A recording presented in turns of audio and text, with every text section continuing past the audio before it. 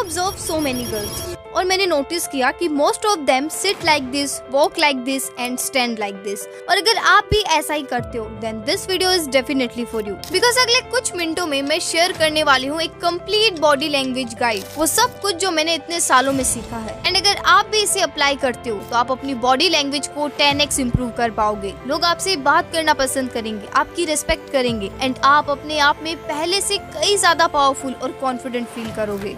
और याद है वो कम्युनिकेशन वाला वीडियो, आप सबने इतनी रिक्वेस्ट की थी उसमें कि दीदी प्लीज बॉडी लैंग्वेज पे भी वीडियो बनाओ, सो मैंने सोचा चलो बना ही देते हैं। बट एक प्रॉमिस करो कि इस वीडियो को आप एंड तक देखोगे बिना स्किप किए। तो सबसे पहले अभी कमेंट करके बताओ कि आप इनमें से कैसे बैठते हो। मेरा तो डी है, आपका ABCD जो भी है कमेंट करो अभी के अभी। कर दिया comment? So now let's begin. जब भी आप किसी से मिलते हो, कहीं पर भी आप जाते हो, बॉडी लैंग्वेज बहुत इंपॉर्टेंट रोल प्ले करता है। How do we use our body effectively to communicate our message? जब आपको कोई बोल भी रहा है और आप मात्र सुन रहे हो, तो आपकी बॉडी लैंग्वेज ऐसी होनी चाहिए कि you are interested in whatever is going on here.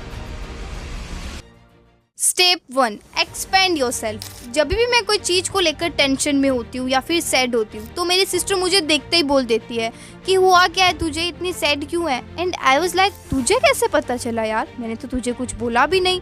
तो वो हमेशा यही बोलती है कि क्या बोला नहीं, तुझे देख के ही पता चल रहा है। एंड इट्स ट्रू, जो हम फील करते हैं ना वो हमारी बॉडी रिफ्लेक्ट करती है। अगर आप सैड हो, इनसिक्योर हो या फिर कोई भी चीज की टेंशन कर रहे हो तो ऑटोमेटिकली आपकी बॉडी कुछ ऐसे हो जाती है। एंड मैंने ऑब्जर्व किया है कि most of the girls exactly ऐसे ही बैठी होती है, हाथ और पैर बंधे हुए, कंधे झुके हुए and almost like they are trying to hide themselves and they don't even realise कि ये पोस्चर उन्हें अंदर से और भी इनसिक्योर फील करा रहा है। साइकोलॉजिकल रिसर्च भी यही कहती है कि as the mind shape the body also shape the mind. मतलब अगर आप अपना पोस्चर एक कॉन्फिडेंट इंसान की तरह बना लो, लाइक ज्यादा स्पेस लेके बैठो, अपनी बॉडी को ओपन रखो और फेस पे एक नेचुरल स्माइल, तो आप ऑटोमेटिकली कॉन्फिडेंट फील करने लगोगे। पर दीदी मैं तो पैरों को क्रॉस करके ही बैठती हूँ, तो क्या ये क्लोज बॉडी पोस्चर है?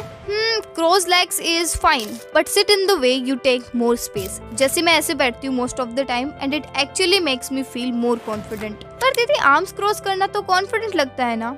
हाँ, बट डिपेंड करता है कि आप कैसे करते हो। अगर आप आर्म्स क्रॉस करते हो और अपने हाथों को ऐसे हाइड कर लेते हो तो वो इनसिक्योर लगता है, ऐसा लगता है कि आप डर रहे हो। लेकिन अगर आप हाथों को विजिबल रखते हुए आर्म्स क्रॉस करते हो ऐसे, तो वो स्ट्रॉन्ग और कॉन्फिडेंट लगता है। दीदी बैठना तो सीख गए, अब ये भी बता दो ना कि चलना कैसे है। क्या अभी 1 साल के बच्चे हो क्या जो चलना बैठना सीख रहे हो? अरे मजाक कर रही हूँ।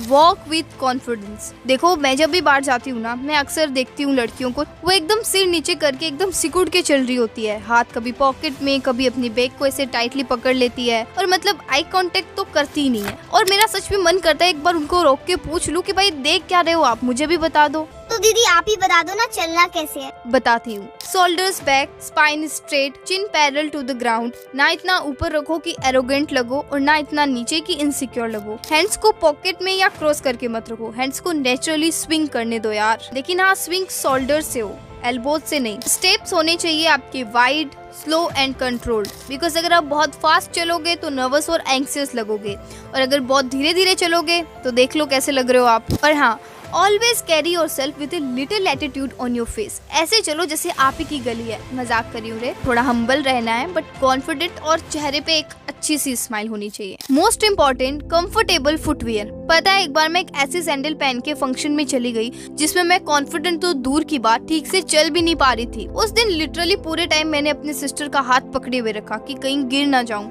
एंड उस दिन तो भाई मैंने डिसाइड कर लिया कि कुछ भी हो जाए इसे तो मैं दोबारा कभी नहीं पहनूंगी। तो चाहे आप स्नीकर्स पहनो, फ्लैट्स या सैंडल्स, कुछ भी पहनो, बस उसमें आप कॉन्फिडेंटली अपने स्वैग से चल पाओ। वो सब तो ठीक है दीदी, बट आई कांटेक्ट का क्या? वो तो वही नहीं बात ना। मैं बहुत ट्राई करती हूँ बट मुझे शर्म आती है। डोंट वरी, हमारा नेक्स्ट स्टेप ही यही है, आई कांटेक्ट। देखो मुझे पता है जब आई कांटेक्ट करने में डर लगता है ना, तो आप क्या करते हो? बस फोन निकालते हो या फिर इधर उधर देखने लग जाते हो, नीचे देखने लग जाते हो। बट ये कोई सॉल्यूशन थोड़ी ना है यार, because eye contact is one of the most powerful body language skills. इसे अवॉइड करने की जगह आपको इसे प्रैक्टिस करके स्ट्रॉन्ग बनाना पड़ेगा। आप जो बोल रहे हो बहस के लिए, सुनने के लिए अच्छा है, लेकिन प्रैक्टिकल नहीं है। अरे बिल्कुल प्रैक्टिकल है। Just start with yourself. Mirror के सामने खुद की आंखों में देखो, अपने बारे में कुछ भी बोलते जाओ। मैं तो ऐसी हूँ, मैं तो वैसी हूँ, मैं ये कर सकती हूँ, मैं वो कर सकती हूँ। मतलब अपनी शक्ल देख के जो भी लाइन्स आ रही है बोलते जाओ। शुरू में सिर्फ 1-2 मिनट करो, फिर धीरे धीरे इस टाइम को बढ़ाते जाओ। या फिर सेल्फी कैमरा ऑन करो, खुद की आंखों में देखते हुए बात करो और वीडियो रिकॉर्ड करो। दीदी खुद के साथ भी नहीं हो पा रहा आई कांटेक्ट, अब बोलो क्या करें? इसका सॉल्यूशन भी है मेरे पास, बट थोड़ा सा फनी है। आप किसी की भी फोटो निकालो अपने फोन में, फैमिली, फ्रेंड, जो भी, बस उनकी आंखों में देखकर आप प्रैक्टिस करो। हाँ, थोड़ा सा अजीब लगेगा, बट सच में ये बहुत काम करता है। उसके बाद अपने मम्मी, पापा, भाई बहन या बेस्ट फ्रेंड के साथ बैठ जाओ और कॉन्शियसली आई कांटेक्ट मेंटेन करते हुए बात करो। अगर डायरेक्ट आंखों में देखने से डर लगता है तो कोई बात नहीं, उनकी आईब्रोज के बीच में देखो,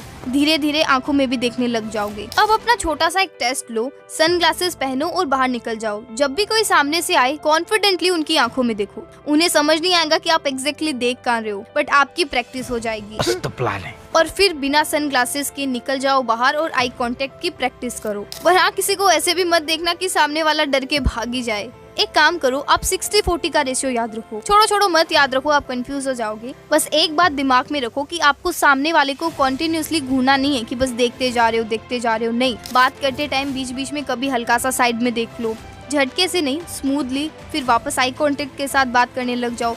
इससे आप भी कंफर्टेबल रहोगे और सामने वाला भी। अब उससे पहले कि मैं बात करूं मेरे फेवरेट टिप की, बात कर लेते हैं नंबर 4, हैंड गेस्चर्स। सबसे पहले तो आप मुझे एक बात बताओ कि जब भी आप किसी को देखते हो तो सबसे पहले आपकी नजर कहाँ जाती है? कमेंट करके बताओ अभी। अब आप में से बहुत सारे लोग बोलेंगे eyes, face, shoes, but actually सबसे पहले हमारी नजर जाती है हाथों पर। लेकिन हम क्या करते हैं, या तो उन्हें हाइड कर देते हैं, या फिर अपने फेस को या नेक को टच करने लग जाते हैं, नेल्स बाइट करने लग जाते हैं, या फिर किसी चीज से खेलते रहते हैं। स्पेशली लड़कियां अपने बालों से खेलती रहती है। ऐसा नहीं करना है यार, ये सब आपको नर्वस दिखाता है, सो अवॉइड दैट। बिकॉज जब आप प्रॉपर हैंड गेस्चर्स के साथ बात करते हो तो ऐसा लगता है कि आप अपनी बातों को लेकर कॉन्फिडेंट हो। देखो सच्ची, मैं तो बिना हैंड गेस्चर्स के बात ही नहीं कर पाती। इंटरेस्टिंग से इंटरेस्टिंग बात भी एकदम बोरिंग लगने लग जाती है बिना हैंड गेस्चर्स के। पर दीदी आपको पता है, जब मैं हैंड गेस्चर्स यूज करती हूँ ना तो सब क्या बोलते हैं कि तू डांस क्यों कर रही है? ऐसे तो नहीं होता है। अरे वो इसलिए बोलते हैं क्योंकि आप ठीक से करते ही नहीं हो। जैसे मैं आपको कुछ एग्जांपल्स देती हूँ। सबसे पहले अगर आपको काउंटिंग करनी है, लेट्स से आप बोल रहे हो कि मैं आज आपको 3 टिप्स बताने वाली हूँ, तो बस अपनी 3 फिंगर्स दिखाओ। अगर आप साइज या डिफरेंस बता रहे हो, जैसे ये छोटा सा चेंज, तो 2 फिंगर्स के बीच का छोटा सा गैप दिखाओ। बड़ा डिफरेंस ला सकता है, तो दोनों हाथों को दूर लेके जाओ ऐसे। जब आपको किसी जगह या ऑब्जेक्ट की तरफ इशारा करना हो तो बस थोड़ा सा पॉइंट करो, बट हाँ, किसी इंसान की तरफ फिंगर से पॉइंट नहीं करना है, ये बहुत एग्रेसिव लगता है। इसीलिए पूरा हैंड यूज करो, लाइक आप बहुत अच्छे लग रहे हो। नेक्स्ट, जब आप इमोशनल या कोई पर्सनल बात कर रहे हो तो अपने दिल पे हाथ रखो। और बाकी जब नॉर्मली बात करते हो तो अपने गेस्चर्स रिलैक्स्ड और नेचुरल रखो। ओवर नहीं होना चाहिए, वरना फेक लगोगे एकदम। आप क्या कर सकते हो, प्रैक्टिस के लिए TEDx टॉक, पॉडकास्ट या पब्लिक स्पीकर्स को देखो। उन्हें ऑब्जर्व करो कि वो अपनी किस बात को एक्सप्लेन करने के लिए कौन सा हैंड गेस्चर यूज कर रहे हैं, एंड उन्हें प्रैक्टिस करो। फिर आपको सोचना नहीं पड़ेगा कि अच्छा यहाँ ये हैंड गेस्चर यूज करना है, यहाँ पे ये करना है, अपने आप होने लग जाएगा। अब आता है सबसे इम्पोर्टेंट और मेरा फेवरेट स्टेप, फेशियल एक्सप्रेशन। और इसमें मुझे लगता है 2 चीजें सबसे ज्यादा मैटर करती है, स्माइल एंड आईब्रोज। देखो, जब आप स्माइल करते हो ना तो आपके ब्रेन को लगता है कि हाँ, मैं रिलैक्स्ड और कॉन्फिडेंट फील कर रही हूँ, और सामने वाला भी आपको फ्रेंडली और अप्रोचेबल समझने लगता है। जब भी मैं बाहर जाती हूँ और सामने से किसी से आई कांटेक्ट हो जाता है, मतलब फ्रेंड या जिसको मैं पहले से जानती हूँ, मैं हमेशा एक स्माइल करती हूँ। हाँ, सबके साथ नहीं, इतने तो आप भी समझदार हो यार। अब आप मुझे बताओ कि इन दोनों में से कौन सी स्माइल फेक है और कौन सी रियल? बिल्कुल सही, लेफ्ट वाली रियल है और राइट वाली फेक। पर मुझे बताओ कि आपको पता कैसे चला? क्योंकि फेक स्माइल सिर्फ लिप्स से होती है, बट रियल स्माइल में लिप्स के साथ साथ आंखों के आसपास के मसल्स स्ट्रेन हो जाते हैं। क्या मतलब? क्या मालूम? अरे फेक स्माइल वो होती है जो आपके रिलेटिव्स करते हैं जब आप कुछ अच्छा करते हो। तो वो बाहर से तो बोल रहे होते कि बहुत अच्छा बेटा, बहुत अच्छा किया तुझे, मुझे बहुत खुशी हो रही तुझे देख के, लेकिन अंदर से।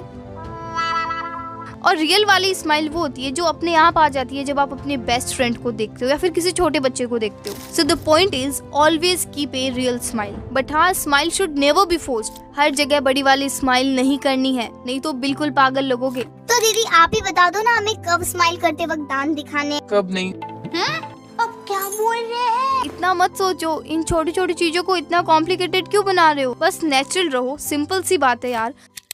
आईब्रोज एक्चुअली बात की डेप्थ और इमोशंस दिखाते हैं। फॉर एग्जाम्पल, बात करते वक्त अगर आप थोड़ी सी आईब्रोज रेज करते हो ऐसे, तो सामने वाले को लगता है कि आप इंटरेस्टेड हो जो भी वो कह रहा है उसमें। जब आपको कोई सीरियस बात बोलनी है तो आईब्रोज थोड़ी टाइट करने से सीरियसनेस आ जाती है बात में।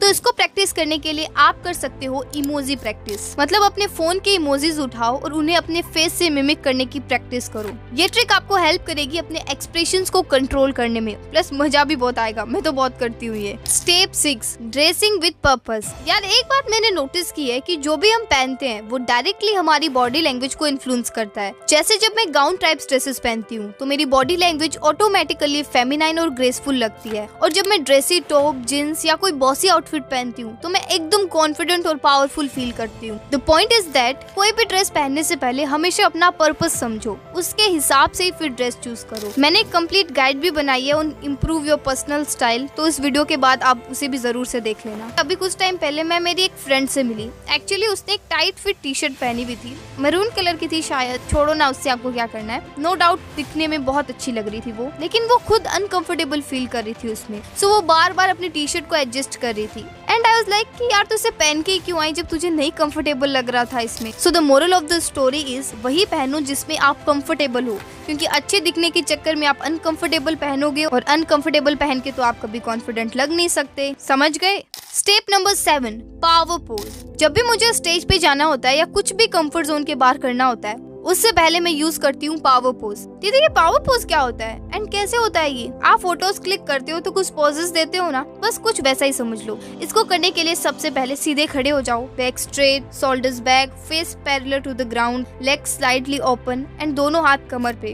अरे ठुमके नहीं लगाने हैं, बस ऐसे ही खड़े रहो। अब आप अपनी पावर पोज में हो। 2 मिनट के बाद आप बहुत ज्यादा कॉन्फिडेंट और पावरफुल फील करोगे। और यही नहीं, ये सारे पावर पोजेस हैं जो आपके कॉन्फिडेंस लेवल को लिटरली चेंज कर देते हैं विद इन मिनट्स और इवन सेकेंड्स। वाह दीदी क्या आइडिया बताया, अब तो मैं हर जगह इसे ही करूंगी। नहीं, जब भी आपको नर्वसनेस फील हो रही हो या कॉन्फिडेंट फील करना हो तब इसे यूज करो। बाथरूम में या कहीं जहाँ कोई आपको देख ना सके, क्योंकि जब आप किसी के सामने करोगे तो सामने वाले को ये एग्रेसिव और रूड लग सकता है। Step number 8, silent sentence. जब भी हमें स्टेज पे परफॉर्म करना होता है या नए लोगों से बात करनी होती है, वी आर लाइक मेरे को तो ऐसा धक धक हो रहा है। यार पता नहीं क्या होगा, कुछ गड़बड़ तो नहीं होगी ना यार, बस सब कुछ एक बार परफेक्टली हो जाए। बट एक सेकंड, क्या कर रहे हो आप? ये अपने आप को परफेक्शन जैसा इम्पॉसिबल इंस्ट्रक्शन दे रहे हो, बिकॉज कभी कुछ भी परफेक्ट नहीं होता है यार। ओहो दीदी आपको नहीं पता, जब टेंशन होती है ना तब यही सब होता है। हाँ लेकिन ये सब सोचने से कुछ चेंज थोड़ी ना होता है यार। अपना पर्पस ढूंढो, अपने आप से पूछो कि मैं ये क्यों कर रही हूँ, एंड यू विल रियलाइज कि शायद आपको लोगों के बारे में जानना, उनकी प्रॉब्लम सॉल्व करना पसंद है, या आप अपने कंफर्ट जोन को चैलेंज करना चाहते हो, या शायद आप अपना टैलेंट दुनिया को दिखाना चाहते हो। और जब आप अपने आप से साइलेंटली ये कह देते हो, हाँ मैं स्टेज पे जा रही हूँ क्योंकि मैं अपना टैलेंट पूरी दुनिया को दिखाना चाहती हूँ, यू विल नोटिस कि एकदम से सब कुछ चेंज हो जाता है। अब ऐसा भी नहीं कि आपको कभी डर नहीं लगेगा, लेकिन हाँ आपको एक अलग ही लेवल का कॉन्फिडेंस आ जाएगा। लेकिन इन सब का कोई फायदा नहीं है अगर आप ये नेक्स्ट स्टेप फॉलो नहीं करते। मेरे स्कूल के एक फंक्शन में मुझे स्टेज पे एक सॉन्ग परफॉर्म करना था। मैं घर आई, एक सॉन्ग डिसाइड किया मैंने, उसके लिरिक्स पढ़े और मुझे लगा कि हो जाएगा यार। नेक्स्ट डे जब मैं स्टेज पे गई, मैंने माइक लिया, पहले 2 लाइन्स गाए, बहुत अच्छे गाए, लेकिन उसके बाद I was blank, totally blank. तो दीदी आप ये स्टोरी हमें क्यों सुना रहे हो? अरे वो इसलिए ताकि आप समझ पाओ कि प्रैक्टिस कितनी इम्पोर्टेंट होती है। देखो हम क्या करते हैं, यूट्यूब पे कोई वीडियो देख ली मेरी या किसी और की, सारी टिप्स एंड ट्रिक्स देख ली। हाँ अब तो सब समझ आ गया। अब जब नेहा से मिलूंगी ना तब मैं उसे बताऊंगी कि मैं क्या चीज हूँ। लेकिन जब आप नेहा के सामने ट्राई करने की कोशिश करते हो तो फिर नहीं कर पाओगे। क्यों? क्योंकि कब प्रैक्टिस ही नहीं की आपने। हर दिन 2 मिनट कॉन्फिडेंट बॉडी लैंग्वेज के साथ चलो, कॉन्फिडेंट पोस्चर में बैठो जैसे कि आप सच में कहीं बाहर बैठे हो। दीदी मुझे तो बहुत टेंशन हो रही है, आपने तो सारी चीजें बता दी, लेकिन मैं कैसे करूँगी ये सब कुछ, मुझे याद भी नहीं रहेगा। अरे टेंशन मत लो यार, सिंपल सी चीजें ही तो बताई है मैंने, ज्यादा कुछ नहीं है। कॉन्फिडेंट बॉडी लैंग्वेज का एक ही फंडा है, बस सिकुड़ के मत रहो। सो गाइज अभी कमेंट कर दो, now body language is fun for me. थोड़ा बड़ा कमेंट है ना, पर कर देना यार, क्योंकि इस वीडियो में मैंने ऑलमोस्ट वो सब कुछ बता दिया है जो मैंने इतने सालों में सीखा है बॉडी लैंग्वेज के बारे में। एंड कैसा लगा आपको ये वीडियो, कमेंट करके ये भी पक्का बताना। और अगर अभी तक कम्युनिकेशन वाला वीडियो नहीं देखा तो लेफ्ट पे क्लिक करो और अभी देखो, और अगर वो देखा हुआ है तो राइट पे क्लिक करो। मैं आपसे वहीं मिलती हूँ, बाय।